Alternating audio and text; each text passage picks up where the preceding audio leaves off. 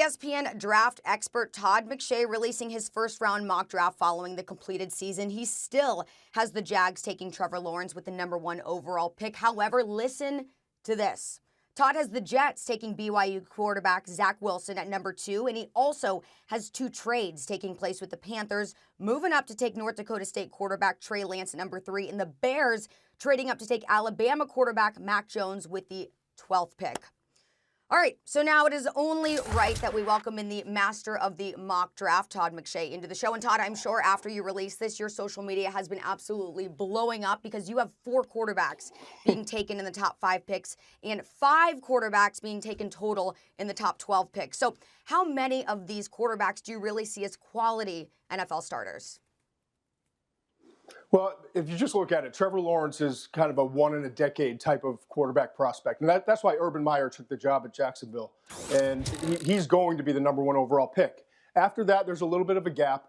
But I think Zach Wilson from BYU belongs at that #2 spot. Now, the Jets have to decide, are they going to move on with Sam Darnold or are they going to move him out of town? And if they move him out of town and get a trade, I think they stay at 2 and take Zach Wilson. If not, and they decide that Darnold's their guy moving forward after all the other dominoes fall, if you will, in terms of the veteran quarterbacks as we go through trades and free agency, then I think they stick at #2, or they wind up trading out of that spot, and they wind up getting a different player and additional picks. They already have 2 first-round picks this year, 2 first-round picks next year. So if Darnold's the guy, they move back and allow a team like maybe Carolina moving up from 8 to 2 to go get Zach Wilson. So I think Wilson is firmly cemented in my mind in that #2 spot. After that, I think there is another gap, and that's where Trey Lance from North Dakota State comes in, and then also Justin Fields from Ohio State. They're very similar types of players.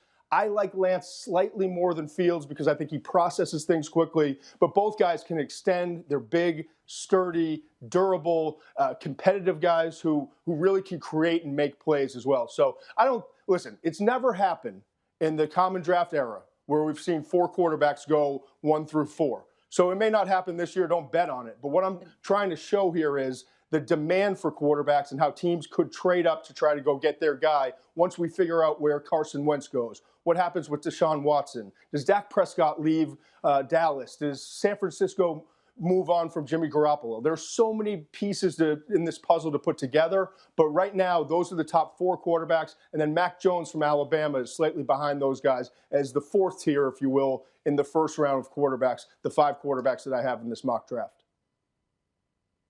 Well, if it happened this way, it would be astounding. And yet even the fact that it's in your mock draft, I think, says a lot, Todd. Every year, it seems, early on, the prognosticators and your forecast, how many quarterbacks will be taken. Maybe this guy is a day 2 guy, maybe this guy. And every year, it seems, as the draft approaches, the quarterbacks are moving up.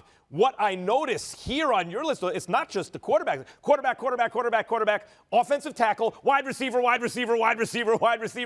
where are the defensive ends? Yep. And then corners. It's all about the passing game, it seems like. Do you expect this draft finally to be the draft where it's just in plain sight like that? Nothing but quarterbacks and wide receivers, and then the guys who have to cover the wide receivers, basically.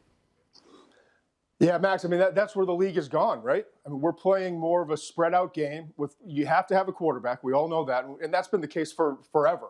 But you have to have guys that can go make plays. And this year, there are 3, in my opinion, that belong in the top 10. Jamar Chase from LSU opted out this past season.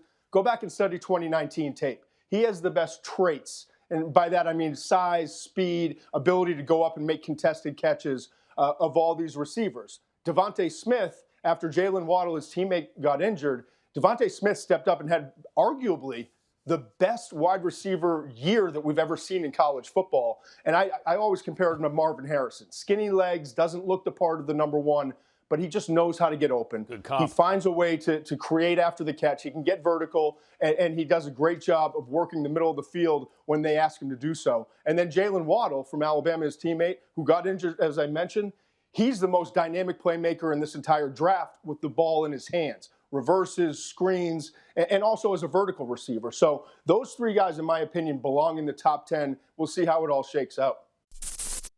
Thanks for watching ESPN on YouTube. For live streaming sports and premium content, subscribe to ESPN Plus.